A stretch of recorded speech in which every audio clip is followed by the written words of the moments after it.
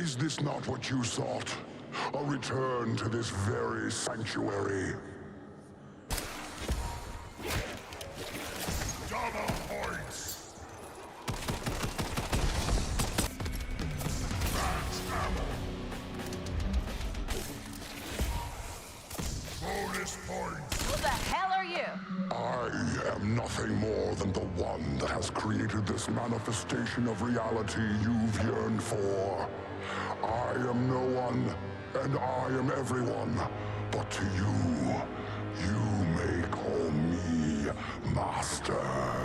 The Black Ops 7 Zombies full experience, Ashes of the Damned, just had tons more of it shown at Call of Duty Next. And while these Next streams are usually centered around showing off gameplay and discussing the philosophy, we ended up getting quite a few big lore bombs in this stream. So in this video I want to break down the biggest standout topics to me that I feel we need to talk about, and see what you think as well. The story of the Great Voice, the Warden, the Cowboy Villain, and Ashwood, the demonic cube underneath the farm, the large pyramid over Blackwood Lake, and the return of Dr. Monty's house, as well as Willard Wyler. Who the hell saw that coming? All of that and more will be unveiled in this video, so stay tuned. Let's begin by following up a previous video. In a video I made when the blog came out, we discussed some of the story potential I felt was being teased there. One big aspect that made a return at COD Next was the locations inside of Ashes of the Damned, and dark parts of their history being a large aspect of why they ended up here. We theorized in our prior video that those large purple tendrils connecting to each point of interest, and the western town aesthetically matching the Great Voice, seemed to suggest that each place may have been specifically pulled here for a reason related to the characters or their history. And we went on to theorize that the Warden, aka the Great Voice, will have his origin based in Ashwood, likely being the reason it was pulled here or heavily modified. Essentially Ashwood being from the new universe or potentially the old multiverse, but a great tragedy there caused it to be ripped into the dark ether. As we know, areas of mass death and casualty weaken the veil to the dark ether. And COD Next's zombie content seems to have confirmed exactly this. During a snippet of Next, we got to sit down with Anthony Saunders from Treyarch, who took us through an overview of every point of interest of Ashes of the Damned, and in this we get some very interesting quotes.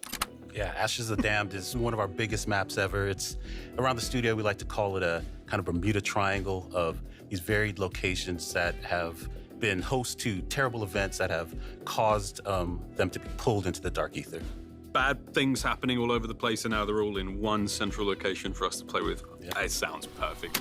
This basically confirms the prior theory that tragic events at these locations weakened the veil and connected them to the map. So the question then becomes, what happened? I absolutely love that they are going with this dark horror backstory for the map. The world building already with this map is a massive step up from Black Ops 6 Zombies, which really the only standout was Terminus in terms of world building, and it really matches the horror aesthetic of the map. This is a much richer map aesthetically and does have me a little bit more hopeful for where the storyline is going to head in this game. Most of the rest of our thoughts in this video, except the stuff about Monty's house, will revolve around that. So let's start with the locations.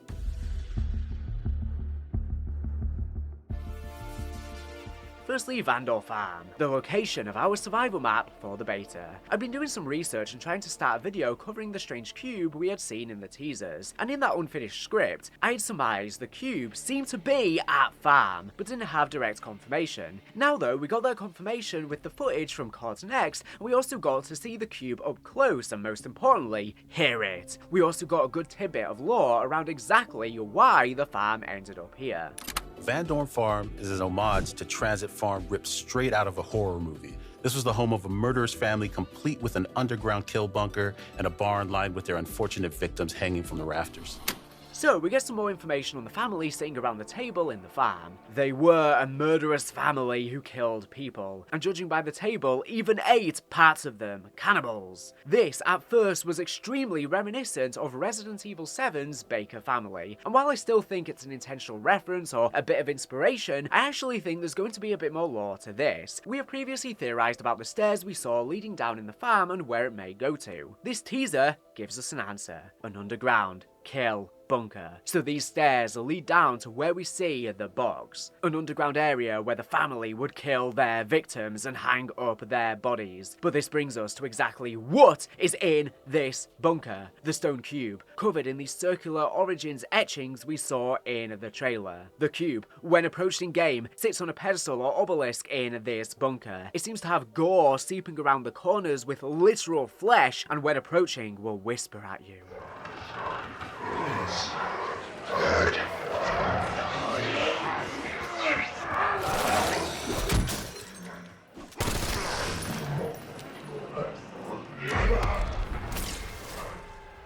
This suggests that the cube is alive to some degree, and these creepy whispers heard here has often been used previously in zombies with artifacts that influenced people's behaviour, like Maxis and the Summoning Key, or Ultimus Richtofen and the MPD. Corruption. The cube also depicts an odd sphere, covered in tendrils or leeches or something, and with a large line around the circle. It could either be some distorted eye shape that is currently shut and will open during the Easter egg, or it could be a depiction of a planet in the dark ether with a celestial ring around it. In the original depiction of the cube, from the teaser, I really thought this shape was definitely a planet, maybe Venus for example. And with that, I thought the ringed planet depicted here may not actually be Saturn like you would assume, but rather could be Earth, just the one we see in the Dark Ether. We see in Modern Warfare Zombies that Dark Ether's Earth is depicted with a large ring of debris floating around it in space. Some of the missions of course take place there, and with no moon to be seen and a large stone pyramid in Ashes of the Damned, I can't help but wonder, could we be setting up for once again destroying the moon in Black Ops 7 Zombies, but inside of the Dark Ether? Especially because there has been a space station DLC map leaked. This would mean the cube is somewhat prophetic, and that whatever way we destroy the moon in Black Ops 7 could then create debris that become the ring around Earth in Modern Warfare Zombies. We do also know that one of the Archons we learn about in Vanguard Zombies destroyed a moon. However, after seeing it in higher quality at Call of Duty Next, and seeing the fleshier, more biological appearance of the cube, I'm inclined to lean more towards it potentially being a fleshy eye. And with that, the cube seems to actually be alive. As we mentioned earlier, the cube whispers to you. This seems to suggest that it is alive, and perhaps was the influence behind the murder cult here in the Van Dorn farm. A Dark Ether entity may have influenced them to intentionally commit all of these murders to then plunge the farm into the Dark Ether, maybe connected to why the villain wants the multiverse to return.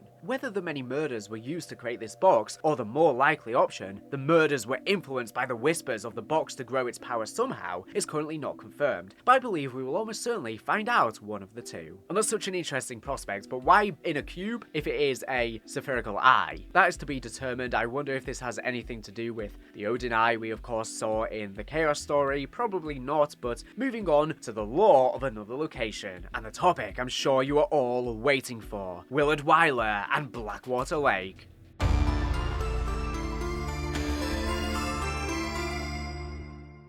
Yeah, Blackwater Lake Cabin is where a famed horror director drowned his lead actress, believing her death would birth the ultimate terror. But as it so happened, the lake had other ideas. This description set off immediate alarm bells for me because of how much it sounded like Willard Wyler's backstory from Infinite Warfare Zombies. Now, I'm sure there's so many people who are new to the zombie storyline that have absolutely no idea about Infinite Warfare Zombies, to be honest, and I could have never guessed that we would see a reference to Infinite Warfare Zombies in Treyarch Zombies all of these years later. I've been making jokes about Willard Wyler being a Dark Ether god for a very long time, but that was never anything serious, and now, for some weird reason, it may actually be a genuine discussion to be had, which we are doing so. It does have me worried though if they are introducing Infinite Warfare Zombies to the Dark Ether storyline, that it's going to become over-convoluted and messy, because that's how they handled the Chaos connections in Black Ops 6 Zombies. For example, we had the Sentinel artifacts, but really it could have been any old artifacts. They never really had committed to the Chaos tie-ins and finishing up where that story left on a cliffhanger. We saw Josiah Shem wearing the Order's robes, but that was literally never even mentioned on the map at all. So many things like this were just sort of little nods to go, wow, I remember that cool thing from back in the day, but then it never actually led anywhere, and I'm worried that they're doing similarly with now, for some weird reason, introducing Infinite Warfare Zombies that makes even less sense when it's not Treyarch's IP. I think they're writing the zombie storyline right now like it's the MCU, where they're making all of these connections to loads of things from the past, but it has me really worried because these things are not being done properly, and this game's going going to be giving us loads of connections to the old Ether story. For example, we know Yuri Zavoisky was one of the scientists that got plunged into the Cosmodrome section of the map. So if we're going to be getting Ether connections, Infinite Warfare Zombies connections, more Chaos connections, considering there's alchemical symbols in the farm, then I don't even understand how new fans are going to keep up with these random threads from past content that is so long ago. And I think they need to just hard commit to one thing. If they're going to be making Ether connections in this game, why on earth then flood in Infinite Warfare Zombies ties? I can't imagine how confusing it must be for a new fan. I've loved the Chaos Story connections, or at least I did at the start when they were first being introduced into Black Ops 6 Zombies, but then they just weren't handled well. But even when it was being handled better, it made me think, how many of the casual audience is even really going to be able to track this? And then for new fans, if they're wanting to follow the storyline and they click on one of my videos trying to explain it all, well, it just gets confusing when most of these things, like I said, they're just cool references here and there to go, oh, look at this thing. But the Chaos storyline wasn't popular back in the day. Even though people think it's underrated now, the general Call of Duty audience doesn't know anything about that storyline. The same with Infinite Warfare Zombies' storyline. That was probably the weakest storyline we've ever gotten as a bigger picture. Rave and the Redwoods was more of a standout map. But I just struggle to understand why they're making all of these past references. They're going to make it even more difficult for new fans to get into the zombie storyline, and the storyline community has already been trickling off year after year due to how they've been handling things. And this whole situation is extra ironic considering Lee Ross said in the past that he almost wrote all of Treyarch Zombies to just be a Willard Wyler movie, but obviously that would have been just a rude thing to do. I don't even know how he would have gotten through approval for that, but yeah, he didn't go through with that. Thank God. But now Treyarch are implementing Infinite Warfare storyline into their storyline. But for those new fans, I'm going to try and recap everything and explain how this all potentially makes sense. So Rave and the Redwoods was the DLC 1 map for Infinite Warfare Zombies. This was Infinity Ward's first attempt at a Zombies title, completely separate, at the time at least, from Treyarch Zombies, and was set in a cabin overlooking a lake, for instance. And at first I didn't think much of the potential for the backstory of the Blackwater Lake cabin being very similar to Willard Wyler, and thought it may just be a coincidence. But then I started diving deeper, and this is definitely meant to be a connection to Willard Wyler, as the more I saw of this point of interest, the more it seemed to be intentionally referencing Infinite Warfare Zombies. Just as in the cabin in Rave and the Redwoods had, there is a projector here, and this projector seems to be the exact same kind of projector used inside of Wyler's theatre in Infinite Warfare Zombies. And next to the cabin is a small shack. Inside that shack is a boat dock that again looks eerily similar to the boat dock from Rave in the Redwoods. After which, I saw the cherry on top for these Infinite Warfare Zombies parallels. Each point of interest has a similar power system. You shoot the sys off of a machine, and then follow the wire from it to a switch somewhere that you then pull. The large generator part is always the same, with each point of interest having a different switch that's themed after the point of interest. And the switch here at the cabin, a small silver electrical box with a red handle switch on the side you flip on. Sound familiar? It should. This was the same power switch featured inside of Infinite Warfare Zombies. So this location features a horror movie director who killed his actors, matches the setting of an Infinite Warfare Zombies map, seems to reuse the Infinite Warfare Zombies Pack-a-Punch projector, and has the same power switch from Infinite Warfare. This surely has to be intentional, right? But Willard Wyler was played by Paul Rubens, who has since passed away, so that no doubt means they can't bring back this character.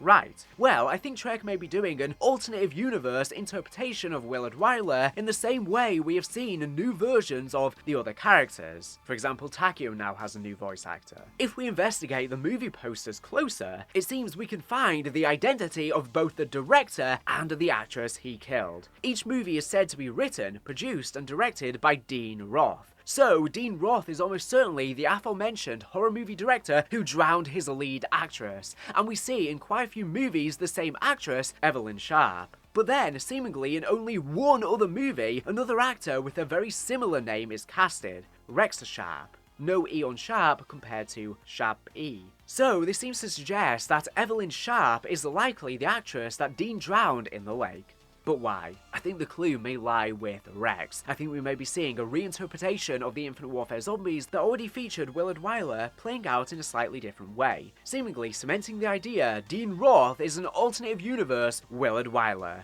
who likely has a different name / voice actor so they can somehow portray him without paying out the rights, as like I said, his actor Pee Wee Herman passed away, so it could be out of respect to that, which may mean he may play a bigger role in the map itself. This seems to be a combination of a few few of the Rave and the Redwoods memory charm stories, which matches up perfectly with the multiple aspects of that map seemingly appearing in the cabin point of interest. I'll try and very briefly summarise the story of Rave and the Redwoods memory charms, as there are quite a few and each one has 3 different audios. If you want to hear the full things though, I'm going to play them at the end of the video and also leave a link in the description. So, during development of Rave and the Redwoods, Willard Wyler's film company faces bankruptcy after 3 flops, with accountant Travis Raymond and Wyler's daughter, Wyona, using him to sell assets. But he stubbornly insists on passing it to her. Amidst this, Wyona secretly dates Matthew Mason, a writer on Wyler's team. For a year, they plan to start their own independent company, defying Wyler's legacy. When they reveal their relationship and plans, Wyler erupts in rage, refusing his blessing unless they hyphenate their surname when they are married so that Wyona remains a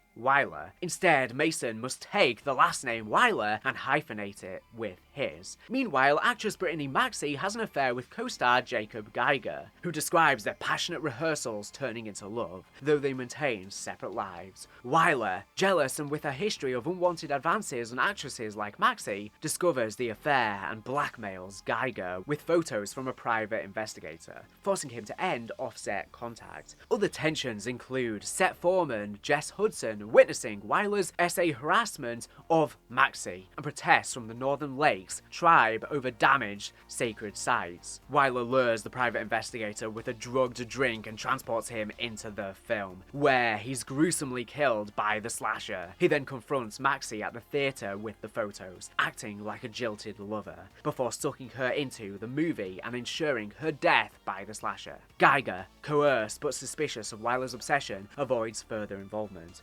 Wyona, neglected after her mother's death and rebelling against her father's absentee parenting via checklists and caretakers, finds solace in Mason. They are expecting a child she never revealed. After Wyler's outburst, they are transported into the film, denied refuge by Kevin Smith and chased by a slasher. The slasher knocks Mason down off the cliff and leaves him to die as he is forced to hear Wyona's screams from the ground. So, judging by these names, I am suspecting Treyarch have combined a few of these events to streamline them as they reinterpret Willard Wyler. I suspect the new series of events plays out something like this. Dean Roth, esteemed horror director, just like Willard Wyler, is only making such good films because of outside support. He has sold his soul to some dark ether entity, perhaps Mephistopheles himself, like Infinite Warfare Zombies, and with the help of the dark ether can make the horror real. And just as Wyler had affection for Brittany, Dean has affection for Evelyn, but then we see Rex enter the picture. Here, I think Evelyn was wed to someone else, but when she told Dean she was going to do it, he would flip out. In all actuality, it was because he was jealous, and he would pivot it to her career and her name just like Wyler did with Wyona. Instead of letting Evelyn take Rex's name, he would demand that she preserve his famous last name to remain his lead actress. So then, Rex offers to take the last name Sharp, but in order to keep it different than hers. In the same way Willard demanded Mason hyphenate the Wyler last name when he took it, Dean will demand that Rex, should he want to stay in the film, change the Sharp in his last name to Sharp so they are forever differentiated, and they would agree in order to maintain their jobs and stay in the film, only to be ultimately killed by Dean anyways, just as Wyona and Mason were. Dean, when killing Evelyn, seems to have expected her to become some sort of ultimate monster or ultimate horror and become a higher being, not just die. This suggests he at least thought he had some connection to something eternal or magical, like a demon or the dark ether. We may also be seeing the reinterpretation of Wyler's daughter, Wyona, in some sort of the twins. On Roth's desk, we see a portrait of 2 girls, perhaps the twins themselves, that we see in the gameplay trailer for Black Ops 7 Zombies, with blood writing that says the twins lie, and they look like these corrupted sort of ashy substances that people have been speculating could be Ava Jansen and the Entity, or even Samantha Maxis, her child and adult self, but could it actually be that these are Roth's girls? All of this seems to suggest that Blackwater Lake may be an alternate version of Rave and the Redwoods cabin, and feature the return of Willard Willard Wyler, just named differently so they can still cast and use the character. And potentially his daughter then became these demonic entities in the Dark Ether that we will see in Ashes of the Damned. Alternative versions. This version of Willard Wyler will be different and named differently, similar to Cornelius and Cornelia Pennell. Only this time so would allow us to bring in older zombies experiences that are almost certainly never going to get a sequel into our big mashup in a very similar vein to the MCU at the moment. And in doing so, they are touching up on the story of the Rave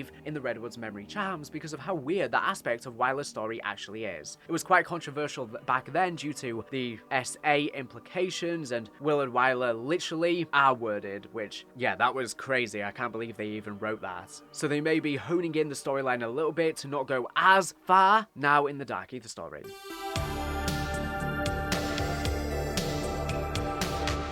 It's very interesting that we have a seemingly new announcer voice in Black Ops 7 Zombies that's different to Zykov, the Forsaken. We still do not know why Zykov becomes the announcer come Modern Warfare Zombies, and with us having a new voice in Black Ops 7, it makes it even more confusing why it then reverts back to Zykov. But anyways, I'll play them now.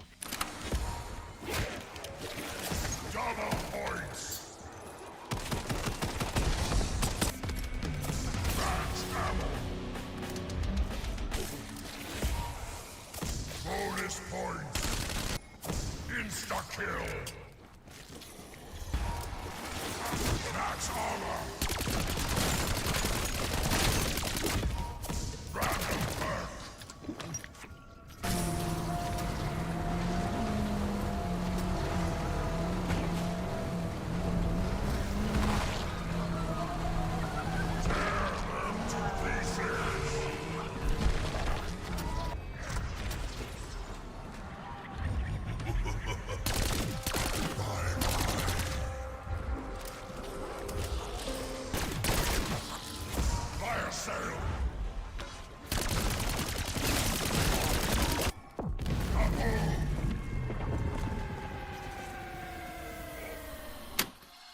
Welcome to the Dead Man's Dojo, Wretched Range, Corpse Compound. Get your kill face on, recruit. Over time, you're gonna need to get stronger. Armor and perks are a corpse killer's best friend. Hot damn! Got a kick, don't it? Yeah, you bet. Just some things for pulverizing those worm eaters.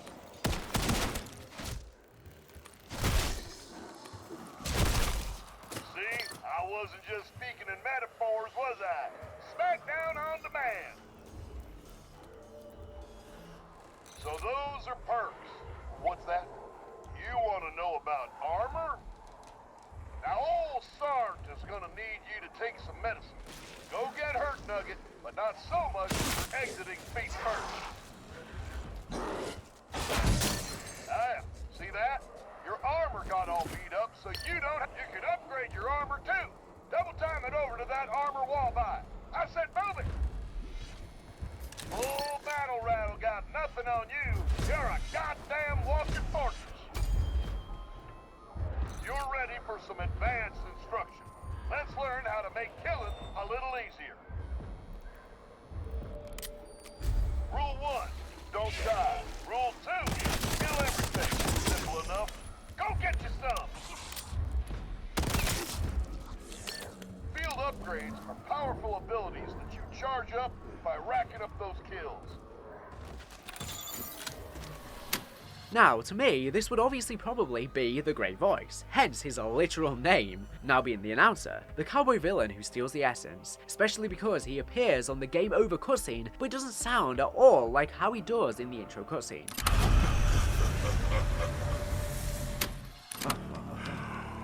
Oh, you all are some bona fide cutthroat killers. This is gonna be fun. I'm not sure why. It sounds like a worse version of the way Zykov would do his lines. Fetch me their souls.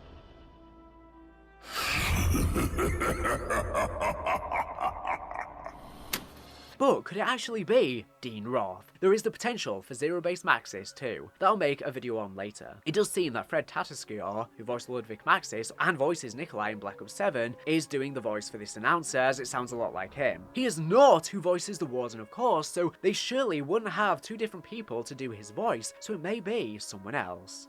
Who the hell are you? I am nothing more than the one that has created this manifestation of reality you've yearned for.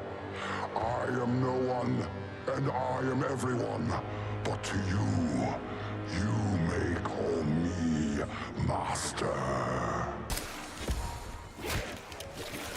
Double points! Is this not what you sought?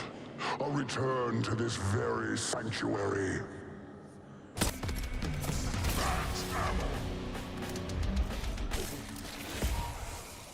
Bonus points. I need someone to collect souls, and you have proven to be worthy of such a task.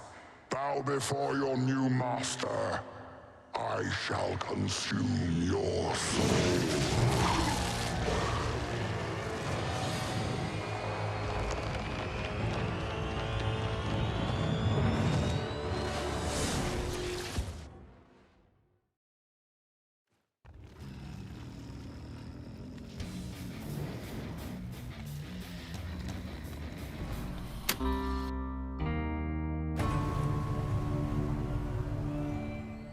Moving on, we also get a good bit of intel on ASHWOOD. In the fractured southern Georgia town of ASHWOOD, and this is the central location of the map.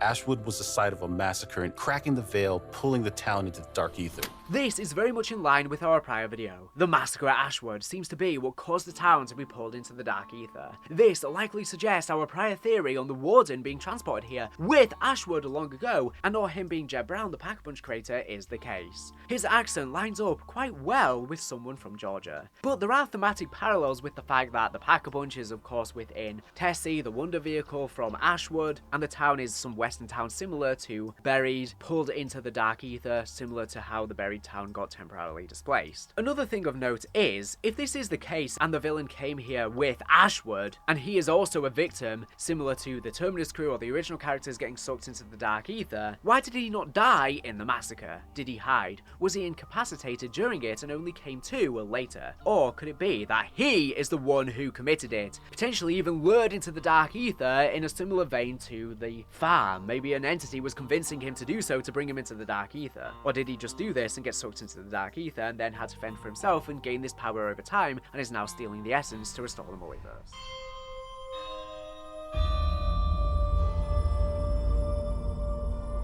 And the last location I want to mention, and the one that people are most excited for and most talking about, the location you exfil to. We saw in prior marketing that the exfil in Black Ops 7 would be the yellow phone booth that Samantha Maxis used in the D Machine intro cutscene that was also featured in Mauer Toten. What we did not see is exactly how that worked. However, now we know how it works, it has much wilder implications to the lore. We had jokingly questioned prior where exactly it is you would exfil to in the dark ether. When the portal opens, we see a prompt that says teleport to the safe house and end your match. And inside this portal, we see none other than Dr. Monty's house itself, from AGARTHA, returning in physical form for the first time since Black Ops 4. And once you successfully exfil, the game over screen shows us a zoomed out version of what we see through the portal. And we can see the house floating above a giant darkish purple, darkish hand, depending on if the lighting is just making it look purple. The hand is relatively indistinguishable, not giving us much hints about the identity. So, who is this and how exactly is the house back? I've seen ample discussion of people suggesting that this is confirmation Samantha Maxis is still alive and is back in Black Ops 7 and that the hand is hers. I get it, considering that it's purple, it's got a similar solar system look. I really love the vibe of this, by the way. You can see the literal like purple flares coming up from the hand. It's a really cool shot. So people are theorizing that the phone was created by her, it's her hand holding the house, and her memory creating its existence. But here I have to mostly disagree. Mostly, that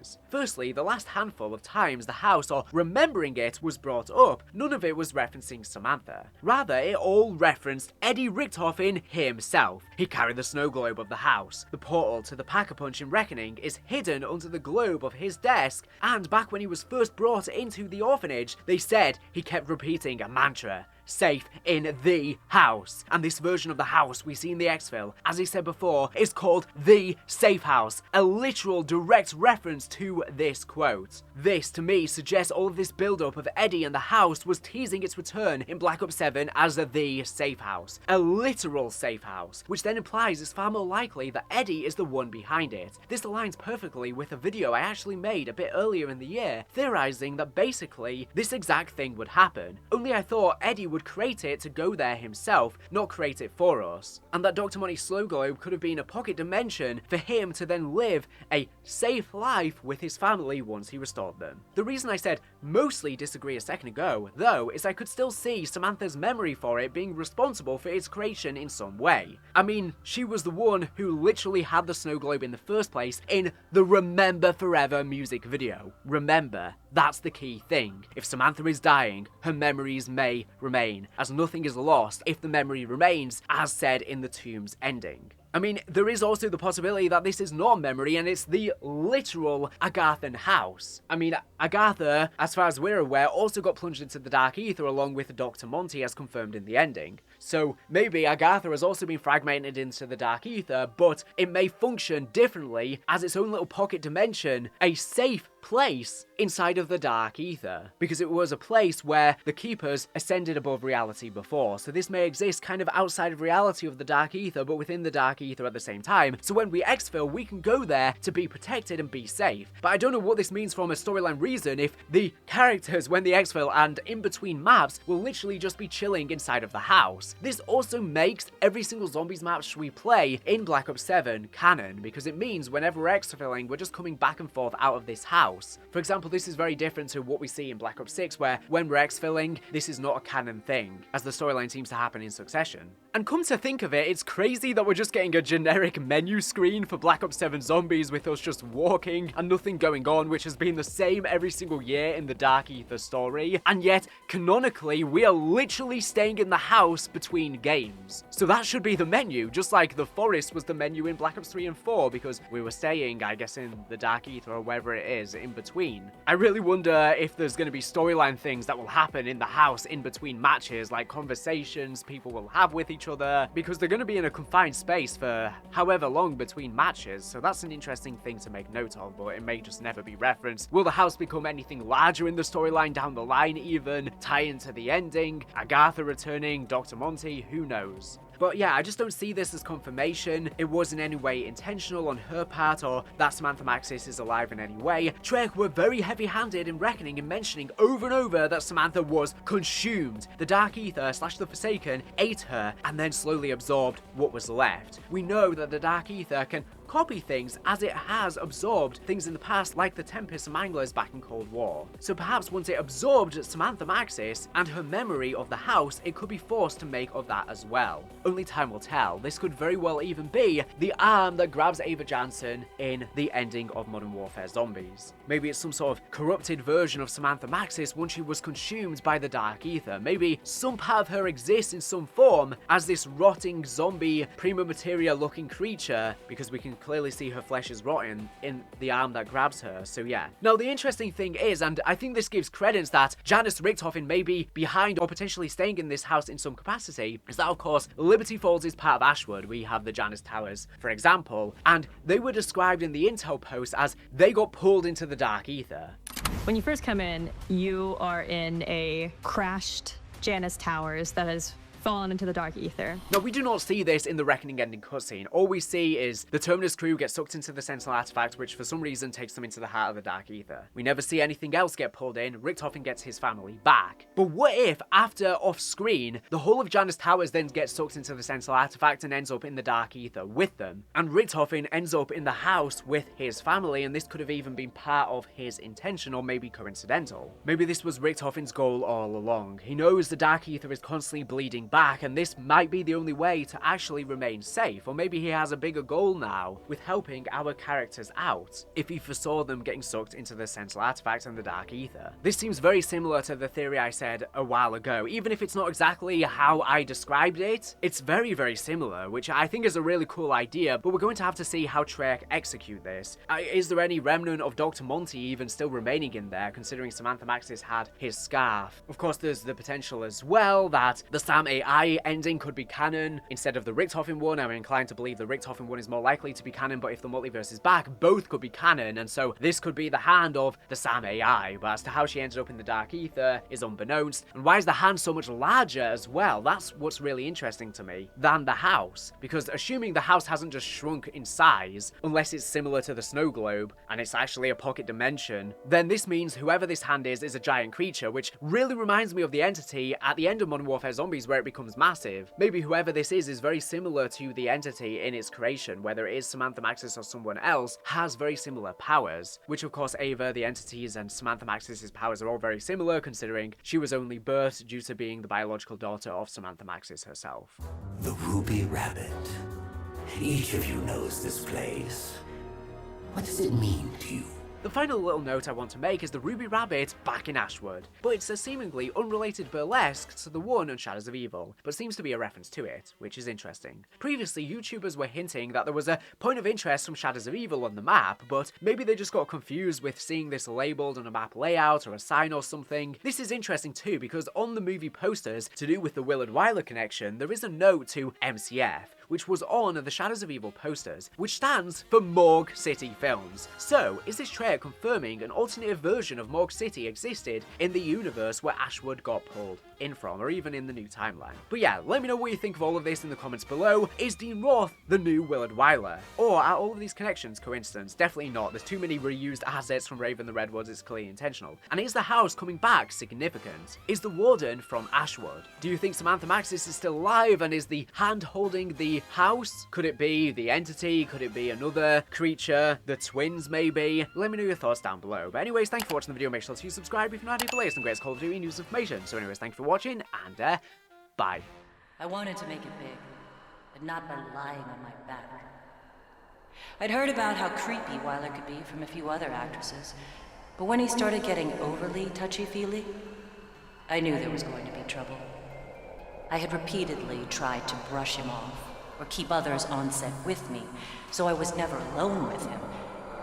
But that day, he had finally cornered me alone, and things dove into uncomfortable territory. If it weren't for Jeff, the set foreman's interruption, who knows what might have happened. I should have known the invitation to the theater for an early screening of the work in progress was BS. What I received in the theater was a stack of photos of me with Jacob Geiger, my co-star. This creep had me followed and was acting like some demented, upset boyfriend. When I tried to leave, he pushed me down into the chair and told me he had one last thing to show me. I have no idea how it happened. But when I saw the cabin, and I was back in makeup and costume, I thought I'd lost my mind. The film was nothing like the set. It was somehow real.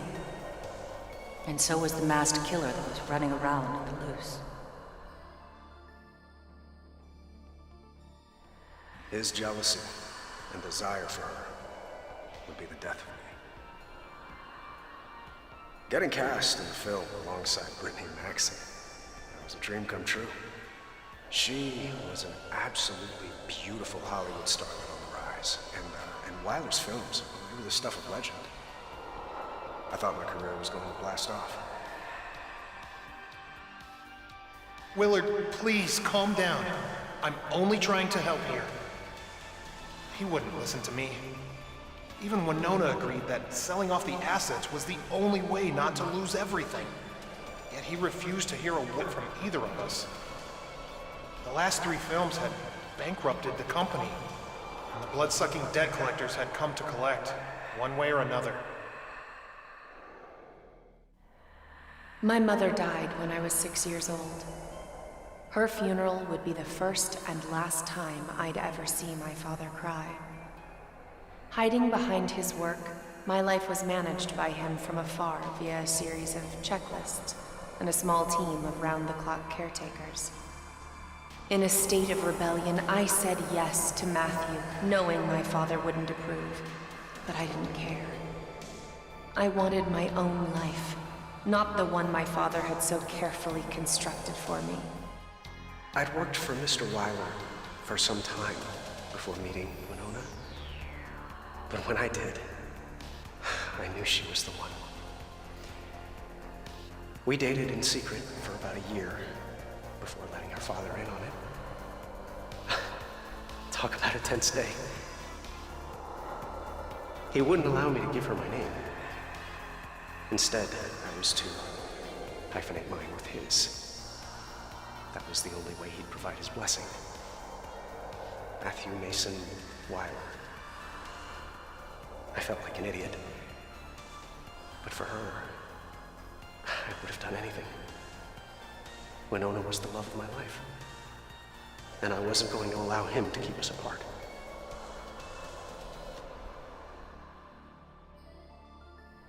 When we showed up at the theater, he said we'd just be a minute, but this would be my big chance to meet the famous Willard Wyler. I mean, it was one thing working on one of his movies, but I was pretty much geeking out when he said I'd be meeting the man in the flesh. Mr. Wyler seemed pissed off right from the get-go. Neither man seemed to even care that I was just standing there watching him bicker like two school kids. When the lights went out, I didn't think anything of it. But when that screen opened up, I just about shit my pants, literally.